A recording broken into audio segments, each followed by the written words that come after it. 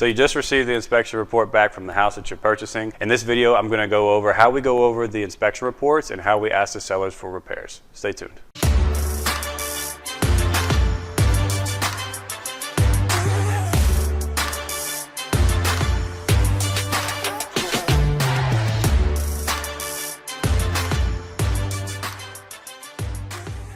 What's up everyone, Andrew here with the Lake Team in Houston, Texas. Welcome back to another video that we have for you today. If you haven't already and you're watching this on YouTube, make sure you smash that subscribe button down below.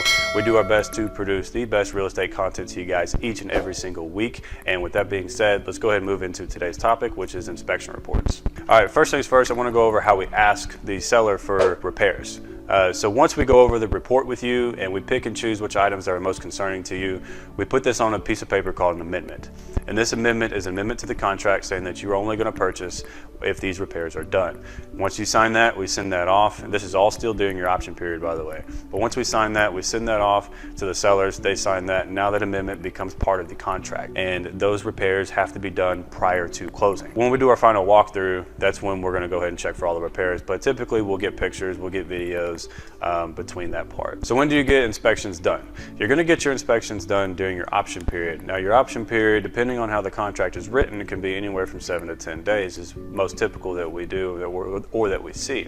So you're going to do your inspections between that period, and then that's when we're going to go through the inspection report, and then we're going to pick out the items that are most concerning to you, put that on the amendment, and then get that back over. So again, we do have 7 to 10 days, typically, like I said, when we write contracts, to get everything done. But you need to get your inspections done as soon as possible. So if you can, once we have an executed contract by you, the buyer, and the seller, then we need to go ahead and get those inspections scheduled right away, as soon as possible, so you can do them the next day. But I would suggest, we get that inspection done as soon as possible, so we have time to actually go over the report. So how long does it take to do the inspection? It's a very common question that we do get asked all the time.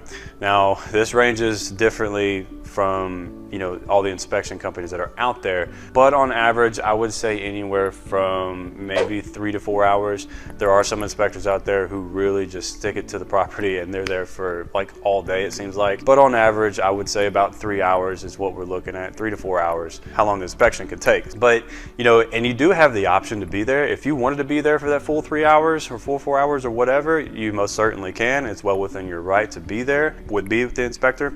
If you don't want to be there for that long, you can just show up towards the end of the inspection, and the inspector will be happy to go over all the items that he found with you. Now, another common question that we get asked all the time is how long are inspection reports? That's going to be determined by how many items the inspector found. But the newer the property, we don't really see that long of reports. The newer the property is, but the older the property is, 1970s, 1980s houses, yeah, the reports tend to be a little bit longer than most.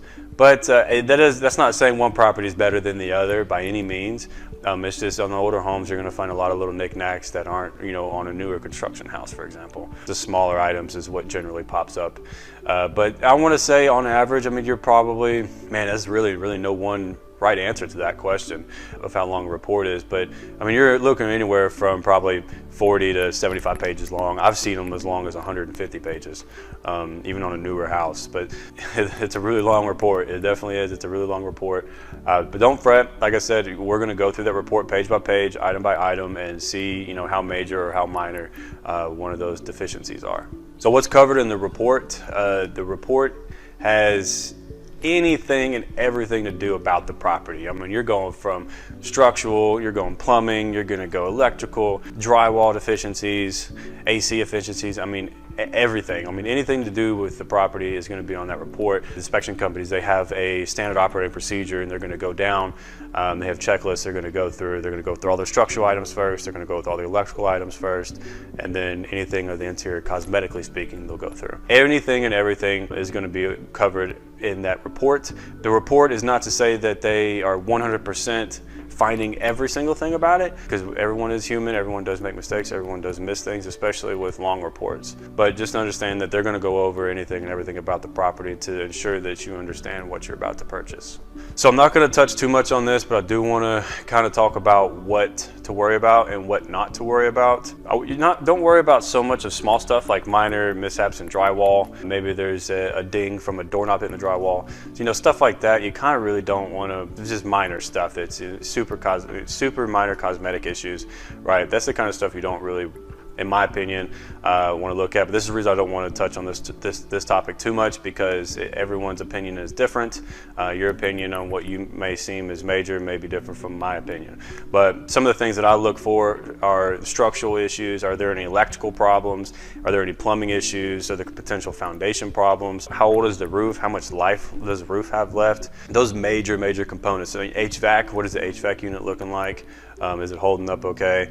Some of those issues are my personal big ones, the big items that I always look for, but that's just my opinion. Again, everyone has their own opinion on what they seem as major and what they seem as minor, but this is why we go through the report with you and we figure out what's a concern to you. All right, so when we're going to negotiate repairs, like I said, we're going to go through, we're going to pull out the items that are concerning to you. We're not negotiating the entire inspection report.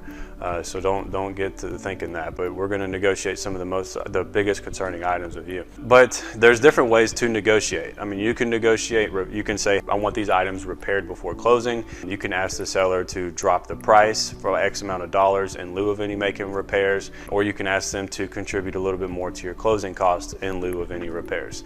So there's several different ways to actually do it. Now, which way you want to go is entirely up to you, and it's based off of how we feel in that process. Everyone in every situation is different. Everyone's unique, right? But just understand there are several different ways you can negotiate some of those repairs. I touched on this topic a little while ago, but all the repairs that we negotiate, or if they do repairs, rather than contributing money to your closing cost or coming down on the sales price, but if the seller's agreeing to do some of the repairs, a question that we get commonly asked is, when do those repairs need to be done? And so those repairs need to be done before closing. And then we make sure those repairs are done with you at the final walkthrough. The final walkthrough is generally the day of closing or the day before closing, to make sure that property is in the same condition or the better condition with the repairs made prior to you going signing paperwork on it. Repairs are made before closing, so the seller has that time frame, let's say 3 weeks, to get it done. We might actually know that the repairs were done before we do our final walkthrough. It's not uncommon for sellers, agents to send us videos, send us pictures of all our requested repairs that are now completed to provide to you and let you know that, hey, it's been done. All right, that's going to do it for me. I'm Andrew with the Lake Team here in Houston, Texas, and I'll see you guys next week.